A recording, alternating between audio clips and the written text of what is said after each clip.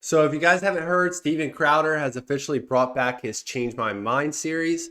He pretty much was one of the people that started off this whole thing of going to college campuses, debating with students one-on-one. What made Crowder's more unique is that he would post like everything uncut. There wouldn't be like clickbait, anything, or any clips. Be the whole conversation. You could see the whole thing. And he basically made a meme out of it too. You know, him at the table saying blah, blah, blah, changed my mind, became a meme. So he hasn't done this in a few years due to the dangers of the radical left attacking him the last few times he did it. But seeing that, you know, Charlie Kirk has been assassinated, he felt like this was a good time to start again because he realizes we should not just hide in fear when it comes to our views, our values, or just even conversation in general. We cannot hide anymore. We cannot just go be like, oh, well, they might hurt us. You still have to get out there, talk to the other side, talk to people. And that's what he's doing right here.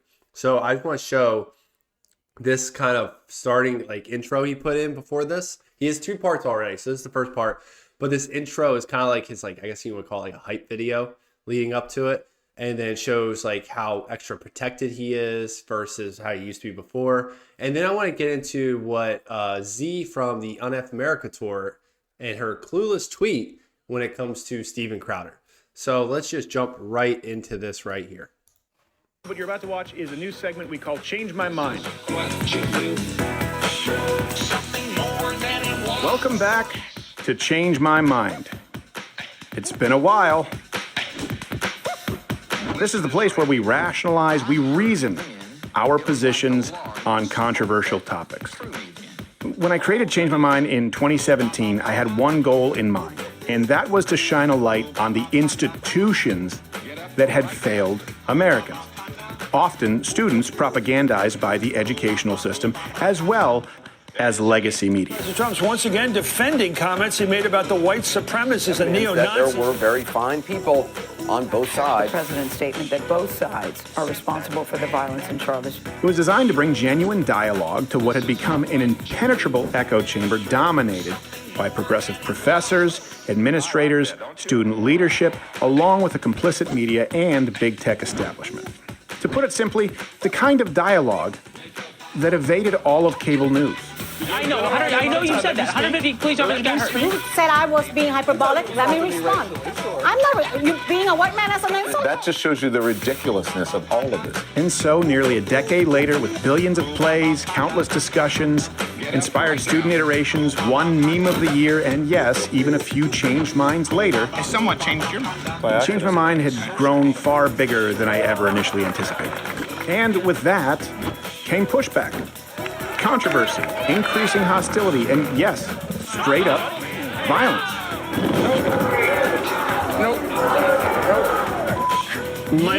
You piece of living garbage ass dumpster fire. It got to the point where security became a serious issue. And so I pulled back. Now, given recent events, however, I felt led, compelled even, to bring it back. Voices like ours, and I mean ours, can't be silenced. And I say this to you watching on the left, made me do this.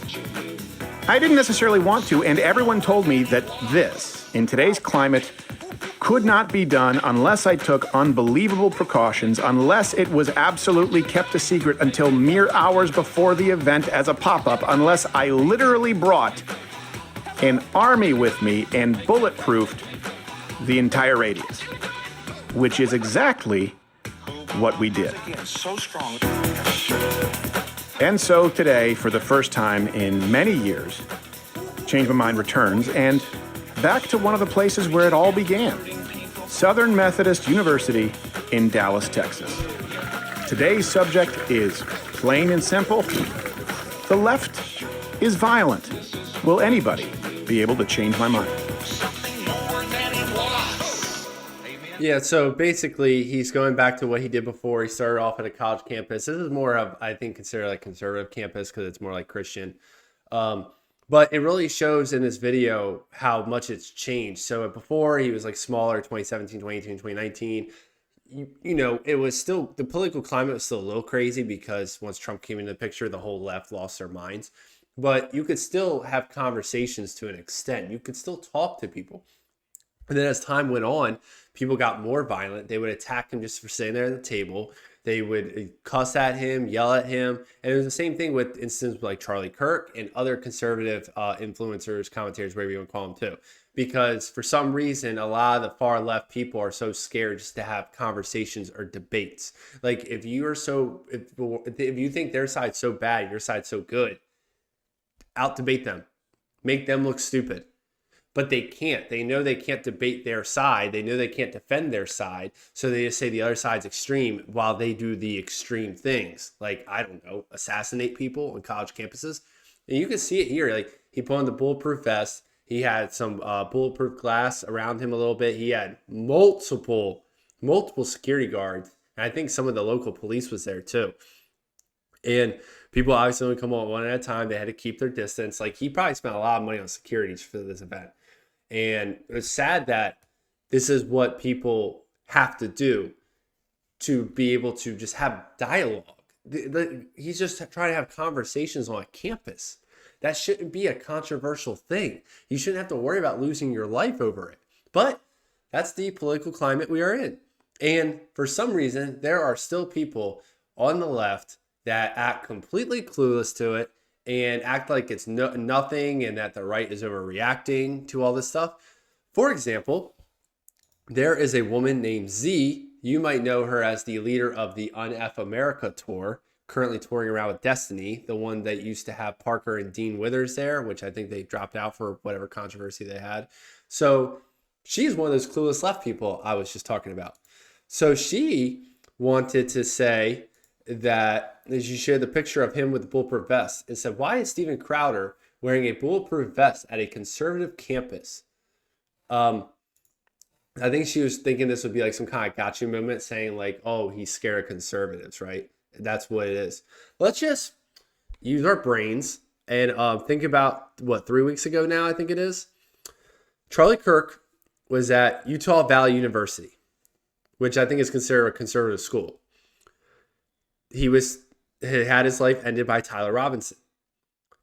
Did Tyler Robinson attend that school? No, he didn't.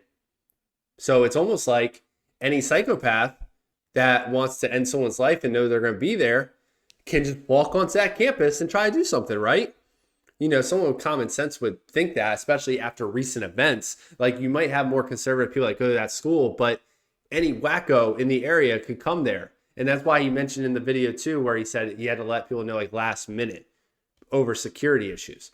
Like, Charlie Kirk's was known for a while.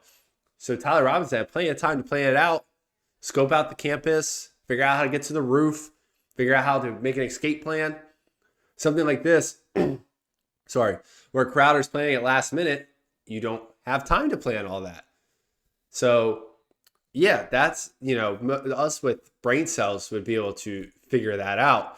But she got absolutely roasted for this all over the internet. 3 million views, probably her most viewed tweet ever, because she is just an idiot, just to put it plain and simple. Now, let me show you the comparison too. This just shows how out of touch these people are, just in denial that their side is the issue for this, right? This was the first or second stop on their tour, where you have Destiny over here to like the right, sitting at this table. I think they have like merch and stuff. You have a few cameramen over here, cameraman back there, all these people standing here. I mean, if you're looking at it, this person right here is at the microphone. Where's the security? Anybody see like any kind of security guard there? Because I don't. It's almost like they're not worried about someone on the right attacking them physically or doing something to them physically. Ain't that something? Why would they not be worried about that? Is it because that they know their side is the crazy one? And they know people on the right wouldn't think it's worth losing their whole lives over ending Destiny's life? So that's the thing you got to factor in too. When you do something like this, like Tyler Robinson did, not only did he end Charlie Kirk's life, he ended his own life too, because now he's going to rot in a jail cell until he gets the death sentence, which usually takes a while, like over a decade in most cases. So his whole life's thrown away, and he felt like that was worth it to end Charlie Kirk's life. There are plenty of people on the left that feel like their lives, for some reason, they think this is like an honor thing, or they feel like they're saving the world by trying to hurt people or attack people on the other side of the aisle. And that's where we've gotten to a point where it's all about rhetoric. It's about narrative. The left in the mainstream media has been painting every single conservative like as a Nazi, as Hitler, as fascist. So you have people like Tyler Robinson that go, wow, I would be ending Hitler's life pretty much if I do this. I'd be deemed a hero. They connect it. So then they justify what they're doing. And that could have been happened to Steven Crowder here. That's why he took all those security measures. That's why he had all the bodyguards. That's why he had the glass up. That's why he had a bulletproof vest. Because you never know with these crazy people. And Destiny and Z and everyone else on this stupid knockoff Charlie Kirk tour don't have to worry about that. As you can see right here, there's no security. People are just lined up because people on the right don't think it's worth throwing their life away over this. They wouldn't think Destiny's life is worth it. Because at the end of the day, most people on the right have no problem with him going around doing this. I don't agree with really anything Destiny has said, and I think he's very unhinged, especially recently in the past year or two. I used to think he was somewhat moderate, but not even slightly anymore. But we have freedom of speech. He has the right to say anything he wants. We can condemn him for it. We can, call him out for it. He does have the right to say it, and I have no problem with him doing this tour. But this really just shows the difference that people on the right have to worry about versus people on the left. Like the Charlie Kirk tour is still going on right now. There's people like Michael Knowles, Megyn Kelly, Tucker Carlson filling in for Charlie. They've moved all of them indoors.